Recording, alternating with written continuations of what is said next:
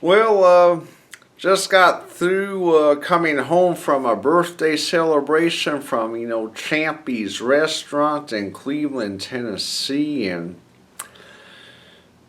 had an awesome time celebrating. Well, Justin's, my fitness trainer, Justin, his client, had a birthday, and we were throwing him a birthday bash, there at Champy's, and it was awesome. I mean, definitely a great time worth jotting down in memory lane. But Champy's, in a sense, is, a great place to hang out. Well, you know, this particular view, well, a nice ambience to the restaurant. Nice ambience, we'll put it that way. And their chicken is good. They have excellent fried chicken. The only problem with Champy's is, about 95% of their food is fried. It's delicious food.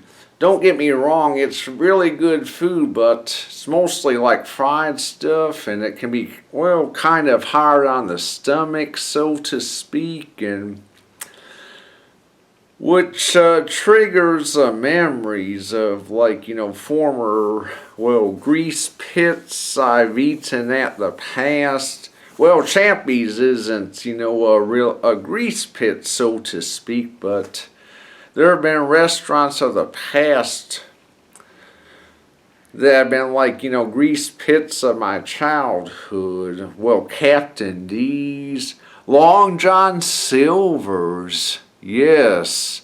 Let me tell you a Long John Silver story. I acquired a longing to eat that Long John Silver's in the 1980s when I was a little kid. And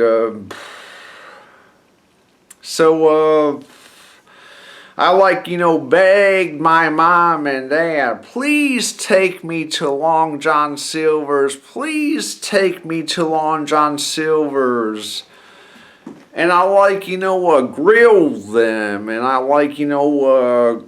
grill them about, my desire to eat that Long John Silver's. And they caved in, and we had a family outing at Long John Silver's.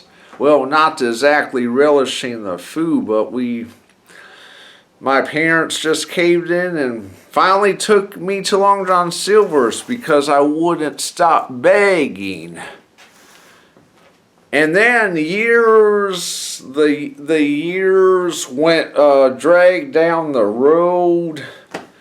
And then there was a time or two that, Mom guffed at me and was like, why in the world did you ever want us to eat at Long John Silver's? It's like the grease pit of all times. And I think they were convinced it was maybe I wanted to try out their food. But what has never been revealed is why I really wanted to, eat at Long John Silver's. And my reason for, wanting Long John Silver's has nothing to do with the food. My family never did realize this, but eating at Long John Silver's had nothing to do with the food in the first place. Okay, what I have pulled up here appears to be a defunct Long John Silver's, and right where I'm pointing in the attic exterior here is an exhaust fan shutter. which was like, you know what, especially the old Long John Silver's restaurant.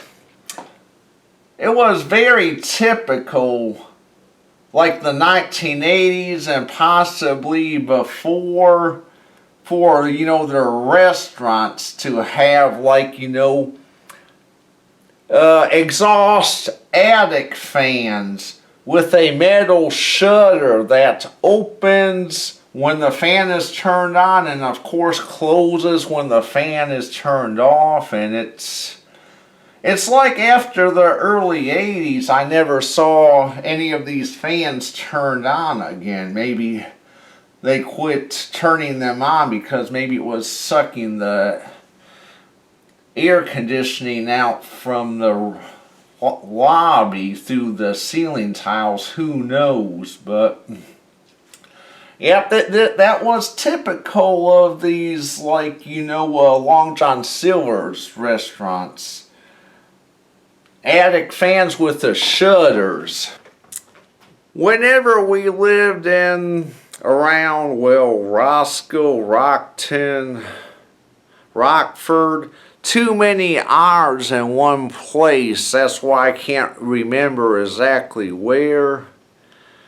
We were at some kind of this big facility.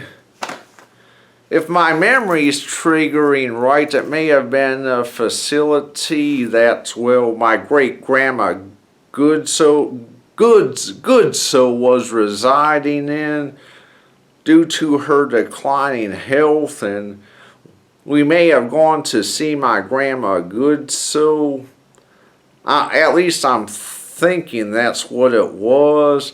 And then when we traveled home, we passed by a Long John Silver's restaurant, and I first noticed a shutter exhaust fan there. The fan was turned on, shutter was open, and it very much, like, you know, intrigued me.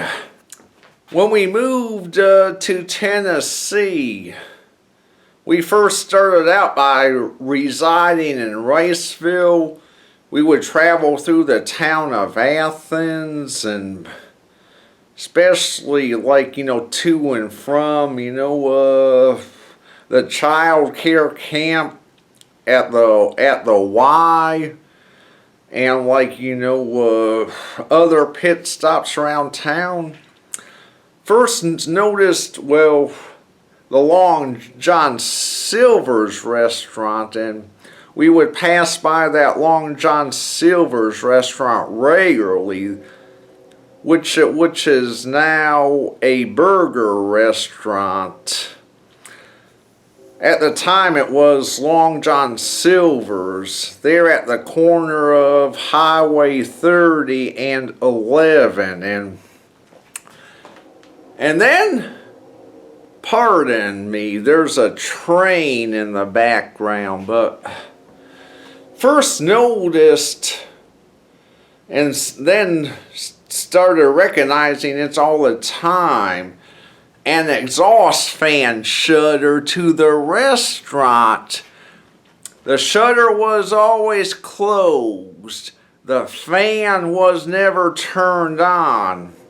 I guess Long John Silver's may have decided to not use them fans anymore, I guess, but I wanted to see what the fan looked like. I could not tell because the shutter to it was always closed, but my golly, I wanted to see what that fan looked like. So the idea came up, I'm going to tell, you know, my parents I want to eat at Long John Silver, so maybe I could see what the fan looks like from inside the restaurants. And at the time, I may have vaguely thought that, well, that exhaust fan was the main cooling unit to the restaurant, so to speak, and it provided ventilation throughout the lobbies and everywhere of the restaurant. And then when I wouldn't stop belly aching, we ate at Long John Silver's, but disappointment came because we went inside that restaurant, but that fan was nowhere to be seen. That fan was above the ceiling tiles and can't see through the ceiling tiles. And eating at Long John Silver's was, disappointing, it being that I wasn't able to, see that exhaust fan from the inside like I thought I would. And throughout the years, it hits home. Because that exhaust fan apparently was not a fan used to ventilate the restaurant, so to speak. Rather, an attic fan for ventilation in the attic. So, therefore, it was above the ceiling to where it couldn't be seen. I mean, I had myself convinced it was, the main ventilation source, when really it was just an attic fan. And that was seen on basically all Long John Silver's restaurants at the time.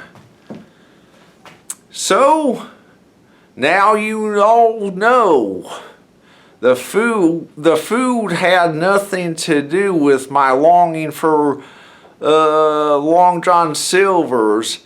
It was the exhaust fan that I didn't have success at being able to see in the long run.